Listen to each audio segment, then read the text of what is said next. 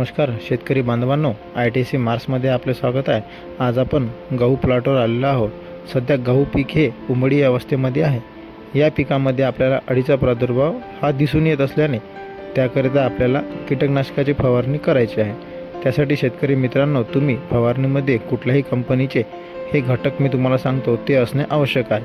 तर तुम्ही या औषधाची फवारणी करू शकता, जसे की क्लोरांटनिलिप्रोल 18.5% SC 100 ml प्रति एकर किंवा सायपरमिथ्रिन 25% ES 100 ml प्रति एकर किंवा फ्लुबेंडामाइड 20% WG 100 ग्रॅम प्रति एकर यापैकी कुठलीही एक फवारणी तुम्ही आपल्या शेतामध्ये करू शकता।